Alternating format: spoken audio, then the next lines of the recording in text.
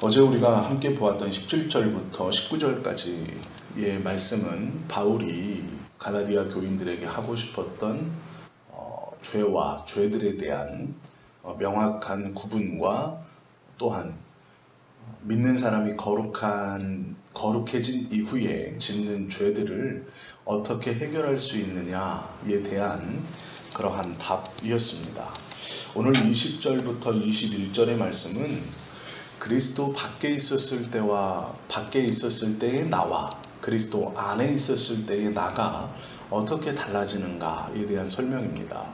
지금 무엇이냐면 율법을 자꾸 강조하고 그것에 관심이 가고, 즉 갈라디아 교인들에게 예수님의 십자가의 은혜가 아닌 율법도 지켜야 구원받는다라고 말하는 것은 죄에 대해서 살아있는 사람들, 즉 구원받지 못한 사람들이 자신이 죄인이라는 것을 깨닫기 위해서 율법을 가르치고 배우는 것이다 라고 바울은 말하고 싶은 거죠.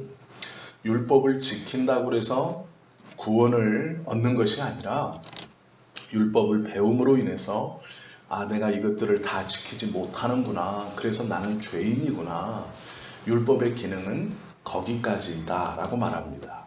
그러면 예수 그리스도의 십자가를 받아들이는 사람과 아직 십자가를 알지 못하는 사람의 차이가 무엇이냐?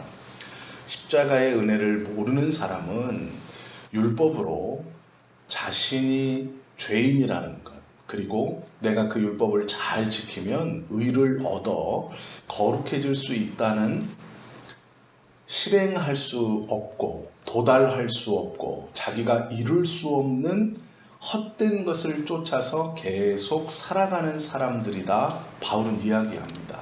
그리고 반대로 십자가의 은혜를 아는 사람은 율법이 말하는 바 나의 죄가 이러한 것이구나, 나는 이러한 죄인이구나, 내가 이것을 다 온전히 지켜서 스스로 거룩해질 수 없구나, 그렇다면 이것을 벗어날 수 있는 방법이 내 안에는 일어날 수 없고 내가 이것을 할 수 없으니 외부에서 이 해결되지 않는 죄를 해결할 그 무엇인가가 필요하고, 그 무엇인가는 오롯이 하나님께서만 해결해 주실 수 있는 것이고 그 방법을 하나님께서만 우리에게 주실 수 있는 것이구나.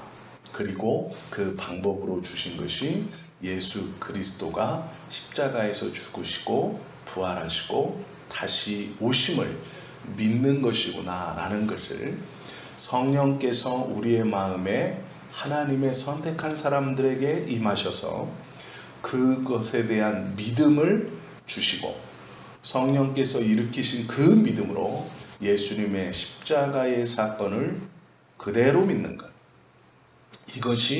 이것만이 구원을 얻을 유일한 조건이다 라는 것을 믿는 것이 바울이 말하고 싶은 온전한 구원의 방법이고 온전한 믿음의 모습입니다. 그런데 지금 갈라디아 교인들이 계속해서 잘못된 방향으로 귀를 기울이고 신앙생활을 하는 것은 무엇이냐면, 이미 온전한 것을 얻어서 신앙생활을 잘하고 있었는데 그 공동체 안에 가만히 들어와 좋은 말로 보기에 좋은 사람들인 것처럼 율법적인 것, 즉 죄에 대해서 살아있는 과거 옛사람들이나 지켜야 하는 하나님의 이 십자가의 은혜에 대한 것을 깨닫지 못하고 믿지 못하는 사람들이 지켜야 했던, 즉 그것을 이미 지나온 사람들을 다시 과거로 되돌리고 있는 이 일에 대해서 바울이 오늘 본문에서 아예 그냥 죽었다 이렇게 선언하고 있는 겁니다. 이미 죽은 것을 가지고 계속해서 그 과거의 모습을 쫓아 살아가려고 하니까 이미 그것과는 죽었다. 즉 네가 다시 돌아가려고 해도 돌아갈 수 없고 찾으려고 해도 찾을 수 없고, 그것은 이미 우리에게 형태나 모양이나 영향력이 아무것도 없이 죽은 것이다. 이렇게 표현하고 선언하고 있는 것이죠. 성경에서는 이 바울이 말하는 옛사람이라는 것을 단순히 예수 믿기 전에 우리의 모습 이렇게 말하고 있지 않습니다.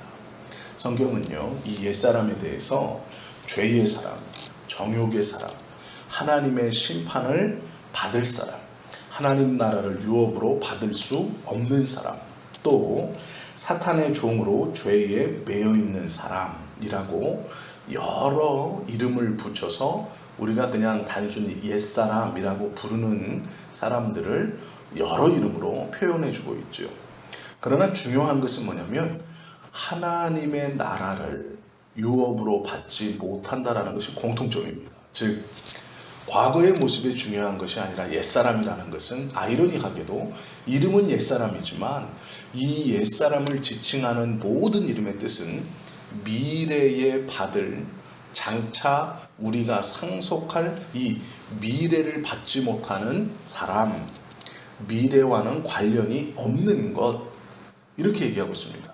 옛사람이라면 과거와 관련된 사람이어야 되는데 그것이 아니라 관점이 옛사람이라고 부르면서 관점은 미래에 우리가 받을 그 나라와는 상관이 없는 사람, 이렇게 말하고 있는 거예요. 이름은 옛사람이지만 그 옛사람을 설명하는 가장 좋은 것은 하나님께서 앞으로 주실 그 놀라운 나라를 유업으로 받지 못할 사람, 그것과 상관이 없는 사람, 즉 설명의 포인트가 앞에 있습니다. 그러나 이름은 뒤로 부르고 있습니다. 왜 이렇게 길게 떨어뜨려서 부르냐면 미래를 유업으로 받지 못하는 옛사람이다. 그래서 이것과 이것은 전혀 관계가 없다는 것을 명확하게 보여주기 위해서 이름은 옛사람이라고 부르지만 그것에 대한 설명은 미래에다 놓고 이 설명을 하고 있는 겁니다. 그만큼 관련이 없다라는 것을 말하고 있는 것이죠. 그러면 우리는 20절 초반의 말씀처럼 이 옛사람을 그리스도와 함께 못 박는 것으로 이미 처리를 했죠. 그래서 우리와 이 옛사람은 완전히 끝나버린 겁니다. 다시 돌아가려고 해도 돌아갈 수 없죠. 그러나 많은 믿음의 사람들이, 믿는다고 하는 사람들이 다시 돌아갈 수도 없고 영향력을 나에게 미칠 수도 없는 그 옛사람의 망상과 껍데기를 쫓아서 그 영향을 받고 살아갑니다. 그것이 다시 죄 가운데로 돌아가 있는 모습인 것이죠. 이미 아무런 영향력도 우리에게 줄 수 없는 그것이 우리에게 계속 무슨 영향을 미치는 것처럼 내 스스로 허상 가운데 빠져 있는 겁니다. 그것을 빨리 깨어나라 라고 바울은 말하고 있는 거예요. 왜 잊지도 않은 과거, 돌아갈 수 없는 과거로 계속 그 율법이라는 허울을 쫓아서 가고 있느냐, 그렇게 하지 말아라 라고 말하는 것이죠. 옛사람을 처리하지 않고는 새사람이 될 수 없습니다. 즉 옛사람을 끌어안고 새사람도 붙어있는 게 아니라 옛사람을 완전히 죽여서 새로운 사람이 된 것이죠. 즉 이 옛사람이라는 건 우리에게 더 이상 아무런 영향력도 미칠 수 없는 것이죠. 이 사람을 어떻게 처리했느냐? 십자가에 예수님과 함께 못 박았다. 즉 예수님께서 십자가를 지실 때 나의 옛사람도 동일하게 그 십자가에 달려 죽었다라는 것이죠. 성경은 의인은 없다라고 말씀해 주시죠. 죄인은 그 어떤 이유에서도 하나님의 나라를 유업으로 받을 수 없습니다. 그래서 성경은 계속해서 우리를 보고 죄인이 아니고 의인이라고 말합니다. 과거의 옛사람이 죄인이고 그 옛사람이 죽어서 너희는 새 사람이 되었다. 즉 의인이 되어서 하나님과 관계가 회복되었고 하나님의 나라를 유업으로 받을 수 있다. 바울은 그것을 이야기하고 있죠. 예수님께서 십자가를 지심은 그분의 죄 때문이 아니라 우리의 죄 때문입니다. 그러면 우리가 내가 죄가 있음을 어떻게 알 수 있느냐? 율법에 비추어서 알 수 있습니다. 율법의 기능은 죄라는 것이 어디서부터 어디까지가 죄이고 무엇이 죄인지를 우리에게 가르쳐 주는 겁니다. 즉 율법의 기능은 죄가 있느냐 없느냐, 죄인이냐 아니냐, 이 죄는 얼마나 무겁느냐 값없느냐를 판단하는 죄에 대한 자입니다. 그렇다면 죄가 있는 사람에게는 율법이 필요합니다. 왜냐하면 그 율법의 경중과 그 율법의 깊이와 그 율법의 그 죄의 고약함이 어느 정도인가를 율법으로 잴 수 있죠. 그래서 필요한 겁니다. 그러나 이 죄에 대해서 자유함을 얻고 죄에 대해서 아무런 꺼리낌이 없는 사람, 즉 예수님을 믿어 이 죄에 대해서 더 이상 속박되지 않는 사람은 율법이 필요 없습니다. 그러면 그들에게 율법은 왜 필요한 것인가? 자유로워졌기 때문에 하나님의 말씀인 율법, 지키라고 말하는 죄의 기준이었던 자가, 죄를 지적하는 자가 아니라 자발적으로 감사해서 순종하는 하나님의 은혜로 바꾸어 우리가 기쁨으로 그것을 지킬 수 있게 되는 겁니다. 즉 하나님을 알지 못하는 사람들에게는 하나님께서 율법의 자를 들이밀어 그의 죄인됨을 판단하십니다. 그러나 십자가를 통해서 우리의 죄를 죽인 옛사람을 죽이고 새사람이 된 우리는 하나님의 죄의 자인 율법이 우리의 죄를 재는 자가 아니라 우리가 기쁨으로 자발적으로 감사함으로 지켜가는 하나님의 말씀이 되는 것이죠. 즉 심판과는 관계가 없는, 우리의 버려짐과 얻어짐과는 전혀 관계가 없는, 내가 이 땅을 살아가면서 내가 받은 그 은혜, 새롭게 된 사람은 율법이 하나님의 귀한 말씀이구나, 내가 이 땅에 살면서 구원받은 자로 마땅히 지켜야 할 하나님의 귀한 뜻이구나 라는 것을 알게 되고 깨닫게 됩니다. 그래서 그 율법만 피해가면, 이 명시한 이 말씀만 피해가면, 살인만 하지 않으면, 간음만 하지 않으면, 도둑질만 하지 않으면, 그래서 낯을 피하듯이 그 율법의 자가 쭉 돌아다닐 때 그 시간 그것만 싹싹 피하면 나는 그래도 괜찮지 라고 했던 그 옛사람이 죽었고 새 사람이 된 우리는 그 율법이 더 이상 자로 돌아다니는 것이 아니라 그래, 하나님께서 살인하지 말라 하셨지. 그러면 내가 단순히 사람을 죽이는 살인뿐 아니라 형제를 미워하지도 않아야 되겠다. 어떻게 하면 그 말씀을 나의 삶에서 더 잘 지켜 하나님을 기쁘시게 할까? 작은 것부터 큰 것까지 그 율법의 자만 쓱쓱 피하던 모습에서 더 자발적으로, 더 자세히, 그러나 기쁨으로 하나님께서 기뻐하시는 것을 위해 그 살인하지 말라에 모두 다 들어있는 하나님의 깊은 마음을 이해하게 되고 그것을 기쁘게 지켜가기를 노력하는 사람이 된다라는 것입니다. 바울은 율법을 무시하는 사람이 아니에요. 그 또한 하나님의 말씀이다라고 말합니다. 그러나 그 말씀이 정죄가 아닌 우리 믿는 자가 기쁨으로 지키는, 자발적으로 지키는 그러한 것이 된다라는 것이죠. 쉽게 설명하면 이 앞에 횡단보도는 빨간불일 때 건너시면 안 됩니다. 그런데 우리가 좌우를 둘러볼 때가 있어요. 나는 급한데 경찰이 있나 없나. 그리고 그 경찰의 눈만 쓱 피하면 쭉 건너갑니다. 그런 사람 많이 봐요. 우리도 그러고요. 저도 종종 그럽니다. 이것이 옛사람이에요. 보는 눈이 없을 때 쓱 건너가면 아무런 문제가 없는 것이죠. 자가 없을 때는 괜찮아요. 그런데 새 사람이 되었다는 것은 빨간불일 때는 건너가시면 안 됩니다 라는 이 것뿐만 아니라 하나님께서 기뻐하는 것이다 라는 건 우리가 자발적으로 초록불에만 건너가는 것뿐 아니라 건너가며 줄 서 있는 모습과 또 횡단보도까지 가는 모습과 그 줄 서 있는 사람들의 배려와 또한 그곳에서 내가 나의 옆사람과 다른 일을 놓고 나누는 대화가 다 달라진다는 것.